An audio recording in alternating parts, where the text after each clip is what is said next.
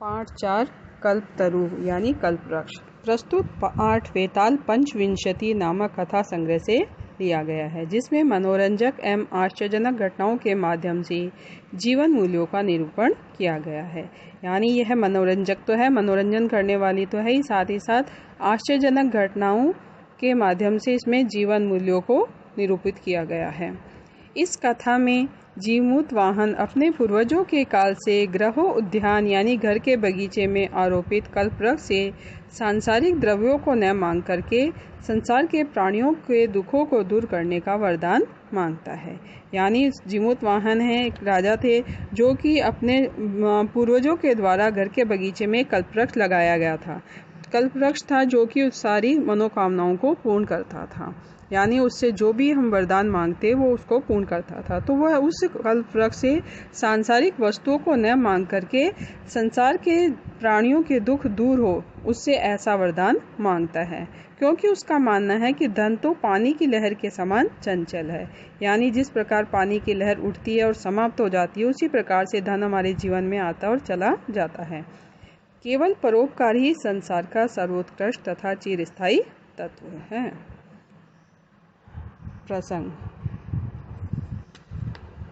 प्रस्तुत गद्यांश हमारी पाठ्य पुस्तक शेमुशी के कल्पतरु नामक पाठ से लिया गया है, जो कि मूल रूप से वेताल पंचविंशति नामक कथा संग्रह से उद्गत है। इस कथा में जीमूतवाहन अपने पूर्वजों के समय से घर के बगीचे में लगाए गए कल्पवृक्ष से सांसारिक द्रव्यों को न मांग करके संसार के प्राणियों के दुखों को दूर करने का वरदान मांगता है, क्योंकि उसका मानना है कि धन तो पानी की लहर के समान चंचल है, जो कि जिस प्रकार लहर एक बार उठती है और फिर समाप्त हो जाती है, उसी प्रकार से धन है वो जीवन में आता है और चला जाता है।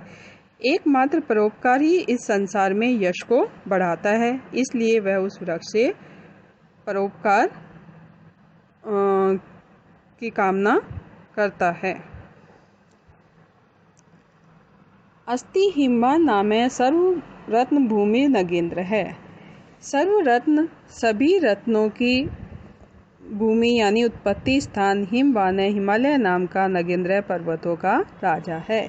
सभी रत्नों का उत्पत्ति स्थान हिमालय नाम का पर्वतों का राजा अस्ति है। तस्य सानोपरि विभाति कंचनपुर नामे नगरम। तस्य सानोपरि तस्य उसके सानो यानी शिखर पर, ऊपरी ऊपर, उसके शिखर पर कंचनपुर नामे नगरम कंचनपुर नाम का नगर विभाति सुशोभित है। उसके शिखर पर कंचनपुर नाम का नगर सुशोभित है।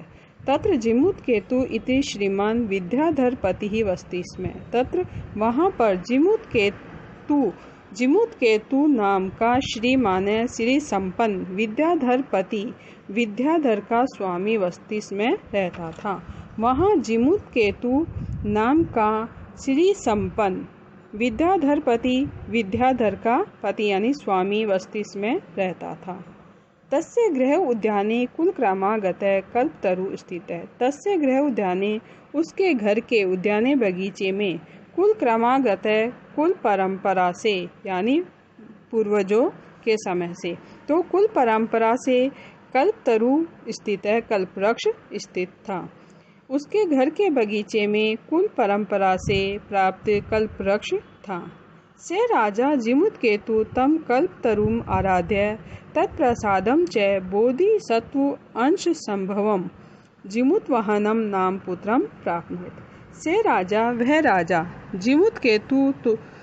जीमूतकेतु उस राजा जीमूतकेतु ने तम कल्पतरुम आराध्य उस कल्पवृक्ष की आराधना करके च और तत्प्रसादम और उसके प्रसाद के रूप में बोधिसत्व अंश संभव है, बोधिसत्व के अंश से संभव यानी उत्पन्न जीमूतवाहनम नामक पुत्रम प्राप्नोत, जीमूतवाहन नाम के पुत्र को प्राप्त किया।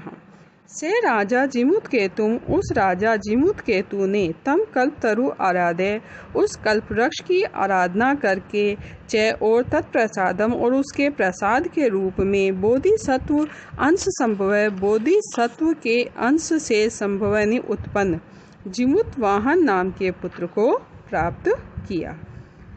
से महान दानवीर सर्वभूत अनुकंपी च अभवः। से वह महान दानवीर महान दानवीर सर्वभूत अनुकंपी च और सर्वभूत सभी प्राणियों पर अनुकंपी कृपा करने वाला अभवन था। वह महान दानवीर और सभी प्राणियों पर दया करने वाला था।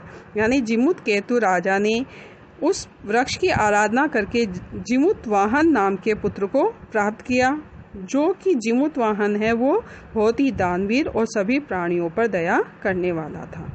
तस्य गुणे प्रसन्न स्वसचिवेश्च प्रेरित राजा कालीन संप्राप्य यौवनं तम युवराजे अभिषिक्तवान। तस्य गुणे प्रसन्न उसके गुणों से प्रसन्न, स्वसचिवेश्च प्रेरित च और स्वसचिवे अपने मंत्रियों से प्रेरित, राजा कालीन राजा ने कालीन संप्राप्य समय बीत जाने पर, यौवनम तम उसके जवान हो जाने पर, युवराज्यम अभिषिक्तवान उसे युवराज पद पर अभिषिक्त किया यानी बैठाया।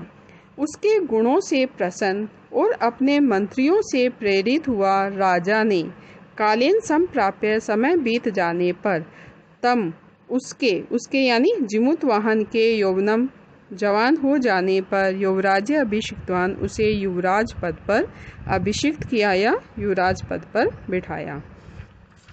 युवराज्ये स्थित स जिमुत वाहन कदाचित हितैषी भी पितृमंत्री भी उक्त है। युवराजे युवराज पद पर स्थित स जिमुत वाहनम उस जिमुत वाहन को कदाचित कभी, हितैषी भी पितृमंत्री भी पिता के मंत्रियों, हितैषी भी हितैषी पिता के हितैषी मंत्रियों के द्वारा उक्त कहा गया।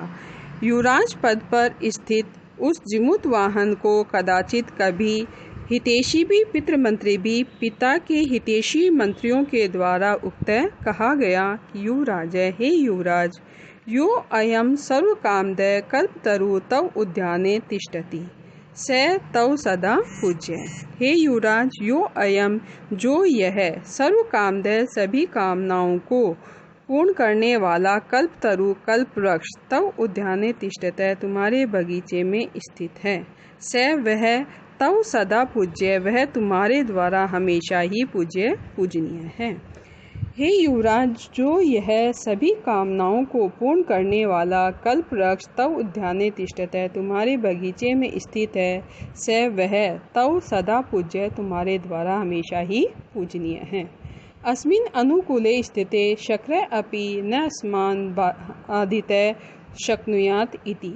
अस्मिन् अनुकूले इसके अनुकूल रहने पर यानी अपने पक्ष में रहने पर, तो इसके अनुकूल स्थित होने पर यानी इसके अनुकूल रहने पर शक्र अपि शक्र यानी इंद्र भी न अस्मान बाधितुम शक्नते अस्मान हमें न बाधितुम शक्नुआन बाधित नहीं कर सकते यानी परेशान नहीं कर सकते।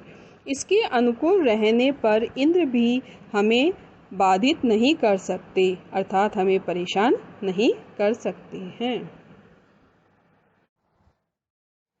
आकर्ण्यम एतत् जिमुत वाहनम अचिंत्यत। एतत् आकर्ण्यम यह सुनकर जिमुत वाहन ने अंतर अचिंत्यत सोचा। यह सुनकर जिमुत वाहन ने अंतर यानी मन में अचिंत्यत सोचा। अहो बत अहो दुख है। ईदृशम अमर पादपम प्राप्यमपि पूर्वे ही पुरुषे अस्माकं तादृशम फलम किमपि नासीत्। ईदृशम अमर पादपम इस प्रकार की अमर पादपम यानी वृक्ष को प्राप्यमपि प्राप्त करके भी पूर्वे पुरुषे अस्माकम हमारे पूर्व पुरुषे पूर्वजों के द्वारा तादृशम फलम इसके फल को किमपि नासीत् कभी प्राप्त नहीं किया गया।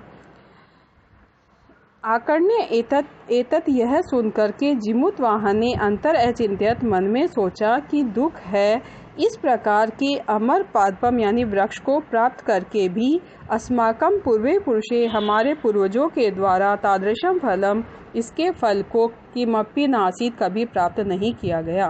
किंतु केवल कश्चित एव कृपणे कश्चित अपि अर्थे अर्थित है।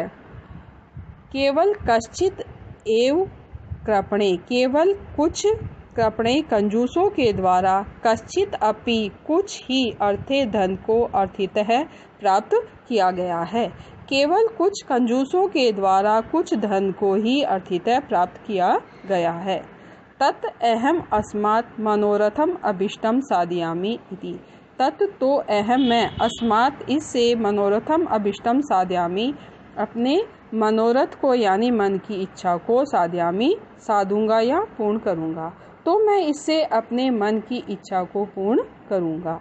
एवं आलोच्य स पितुर अंतिकम आगच्छत्। एवं आलोच्य ऐसा सोच करके स वह पितुर अंतिकम पिता के पास में आगच्छत् आता है।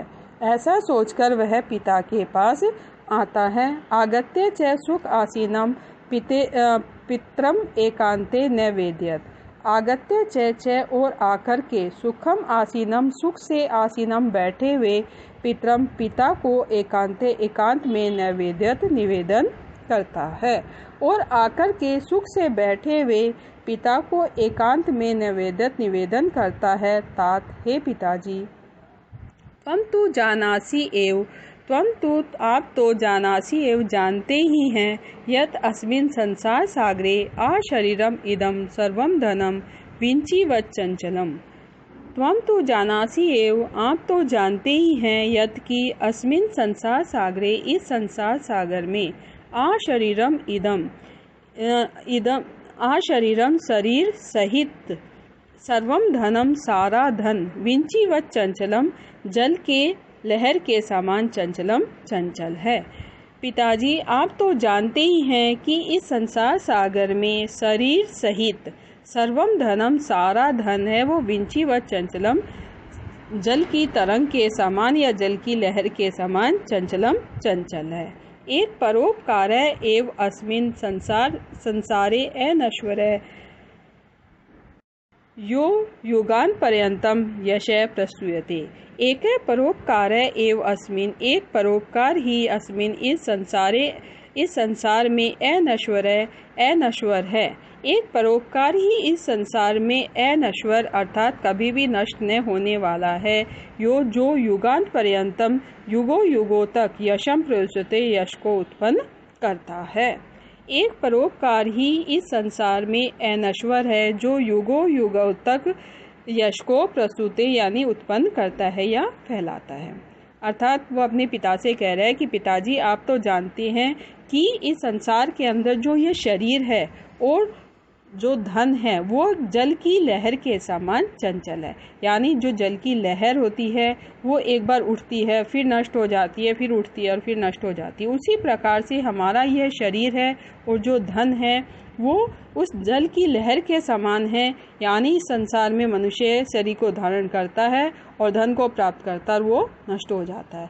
तो इसलिए वो कह रहा है कि केवल एक परोपकारी है जो इस संसार के अंदर अनश्वर यानी कभी नष्ट नहीं होता, जो युगों युगों तक हमारे यश को फैलाता है। तस्मात् अभिर ईदृशम कल्पतरु किमर्थम रक्ष्यते। तस्मात् तो अस्माभि हमारे द्वारा ईदृशम कल्पतरु इस प्रकार के कल्पतरु कल्प वृक्ष की किमर्थम रक्ष्यते किस लिए रक्षा की जा रही है। तो हमारे द्वारा इस कल्प वृक्ष की किस लिए रक्षा की जा रही है। ये च पूर्वे अयम मम इति आग्रह रक्षित है। च और ये जो पूर्वे अयम हमारे पूर्वजों के द्वारा मम मेरा इति आग्रह रक्षित है, इस आग्रह से रक्षित है रक्षा की गई है। ते इदानीम कुत्र गता, ते वे यानी वे हमारे पूर्वज इदानीम इस समय कुत्र गता कहाँ चले गए हैं। जो हमारे पूर्वजों के द्वारा मेरा इस प्रकार इसकी रक्षा की गई, ते वे पूर्वज इदानीम इस समय कुत्र गता कहाँ चले गए हैं। यानी जो हमारे पूर्वज थे वे हर पीढ़ी दर पीढ़ी यही कहते आए हैं कि ये कल्पवृक्ष मेरा है, कल्पवृक्ष मेरा, और इस प्रकार उसकी रक्षा करते रहे। तो वो अब हमारे पूर्वजों को कौन याद करता है, यानी वो इस समय कहाँ चले गए हैं। तेषाम कस्य अयम, तेषाम कस्य अयम, अयम यह, तेषाम उनमें से कस्य किसका है, यानी यह जो कल्पवृक्ष है ये हमारे उन पूर्वजों में से कस्य किसका है। अस्य वा के ते और अथवा अस्य उसके के ते वे कौन हैं और उसके वे कौन हैं। तस्मात् परोपकार एक फल सिद्धे तव आज्ञया मम कल्प पादपम आराध्यामि। तस्मात् इसलिए परोपकारै एक फल सिद्धे, परोपकार रूपी एक फल सिद्धे, एकमात्र फल की सिद्धि के लिए, तव आज्ञया आपकी आज्ञा से, इमम कल्प पादपम इस कल्प वृक्ष की आराध्यामि में आराधना करना चाहता हूँ। इसलिए परोपकार रूपी एकमात्र फल की सिद्धि के लिए तव आज्ञया आपकी आज्ञा से, इमम कल्प पादपम इस कल्प वृक्ष की मैं आराध्यामि आराधना करना चाहता हूँ।